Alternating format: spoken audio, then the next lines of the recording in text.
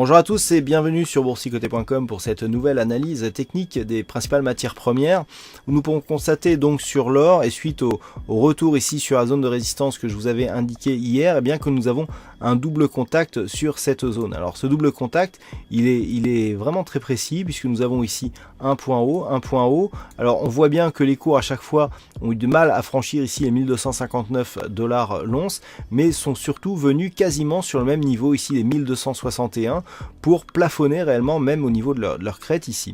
Alors c'est assez intéressant, d'autant que sur le mouvement précédent il y avait une forte dynamique haussière. Nous pouvons constater ici que le point bas qui se situe entre ces deux points hauts eh bien, est quasiment équivalent au point bas qui avait eu lieu ici sur cette phase, c'est-à-dire proche des 1240 $ l'once. Alors dans cette configuration, et cela est renforcé par le fait que suite au deuxième contact on redescend d'une manière assez rapide sur ce niveau de support, eh bien en cas de rupture ici de cette zone des 1239,40 $ l'once, il y aurait un double signal. Déjà le fait que nous soyons ici sur deux points hauts significatifs quasi équivalents et deux zones de points bas ici quasi équivalents nous place dans un range. Mais nous avons une phase de hausse assez dynamique qui précède cette double attaque sur la zone 1259-1261.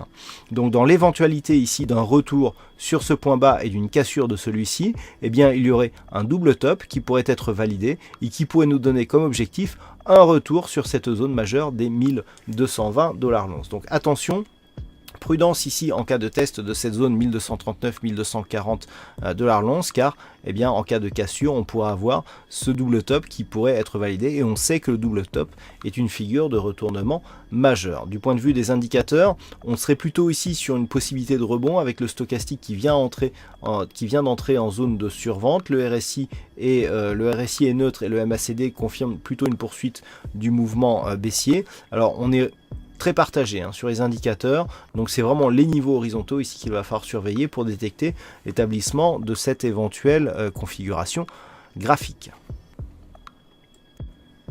Et sur le WTI, nous avions suite à cette phase haussière, une temporisation depuis le début de l'année, donc dans un range entre 51,50 et 54,80 $ le baril. Suite à la rupture des 51,50, on avait eu un signal de consolidation qui avait été renforcé par la rupture du support oblique ici du WTI moyen terme de cette tendance qui avait démarré à la fin de l'année 2015. Donc la rupture laissait craindre une possible réorientation de la dynamique. On peut voir d'ailleurs que cette zone de support avait été testée ici en daily à de multiples reprises comme résistance. Mais si nous revenons sur l'unité de temps H4, nous pouvons remarquer ici que ce support qui se transformait ici comme résistance sur ces contacts, eh bien les cours ont réintégré une partie supérieure à ce support.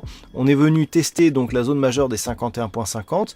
On est revenu, regardez bien, on est revenu sur cet ancien support qui, eh bien, semble-t-il, serait redevenu support, puisque sur cette bougie, on a eu ici une forte baisse et les cours ont rebondi et se stabilisent autour des 51,20. Donc, de fait, nous avons une réintégration des cours sur un niveau supérieur à ce support oblique, une tentative de retour sur des niveaux supérieurs au support horizontal des 51,50 $ le baril. Tout cela, semble-t-il, nous donne un signal de consolidation qui aurait fait son temps et on pourrait repartir vers un mouvement haussier, mais pour que celui-ci soit validé, eh bien, il faudrait tout simplement repasser au-delà des 54,80 $ le baril. Donc pour l'instant, on surveillera un éventuel retour autour ici des 51,5, enfin au-dessus des 51,50 $ le baril. Au-dessus de ce niveau, on reneutraliserait la dynamique court terme et par contre, eh bien, on invaliderait la poursuite de ce mouvement de consolidation qui avait eu lieu donc suite à la rupture ici des 51,50 $ le baril. Voilà ce que nous pouvons dire donc sur ces principales analyses techniques. Passez une bonne soirée, bonne chance dans le prochain trade. On se retrouve dès demain pour d'autres analyses techniques, toujours sur le site boursicoté.com.